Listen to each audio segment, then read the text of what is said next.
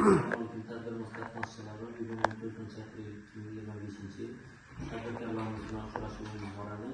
Shu maqsadda sizlarni taklif etdik. Qiziqtirgan savol, murojaatlar bo'lsa aytishlaringiz mumkin.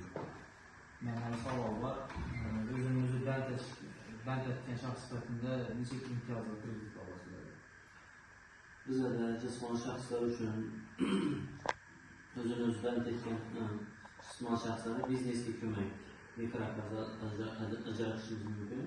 17 million so'mgacha 46 oy muddatda 6 oylik imtiyoz davrini yillik 25%, xotin-qizlar uchun 23%.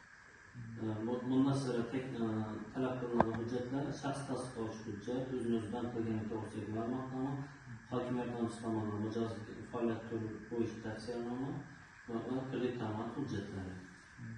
Keyin o'zimiz band qilgan jismoniy shaxslar mahalla loyihasi doirasida mikroqarzimiz bor. Bu 50 million so'mgacha ajratiladi, yillik 25%, xotin-qizlar 23%dan. İmtiyoz davri muddati 60 oygacha, imtiyoz davri 24 oygacha. Bunga talab etiladigan hujjatlar pasportdagi ID karta, o'zini band qilgani to'g'risidagi ma'lumotnoma, mahalla bankiri tavsiyanomasi, kredit ta'minot hujjatlari. Bu bizning mahallalarda, o'zimizda ishchi bo'lgan mahallalarda mahalla bankirimiz, agentimiz bor. Shular tomonidan o'rganilib, tavsiya beriladi. Shundan keyin kredit ajratiladi.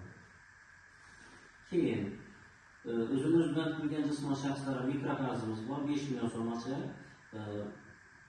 Kredit ta'minot sifatida sug'urta polisi 1 yil muddat ajratiladi, yillik 25%dan. Bunga talab etiladigan hujjatlar pasportdagi ID karta, o'zimiz bilan turganligi to'g'risidagi ma'lumotnoma hujjatlari.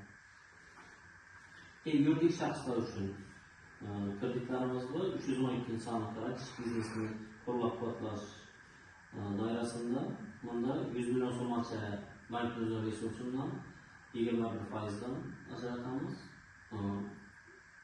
100 milliondan 300 million so'mgacha garantiyali kichik biznes qo'llab-quvvatlash dasturi doirasida ajratiladi. Buna talab etiladigan hujjatlar shu 1 yil davomida faoliyat ochilgan tashkilot bo'lishi kerak. Xizmat ko'rsatadi.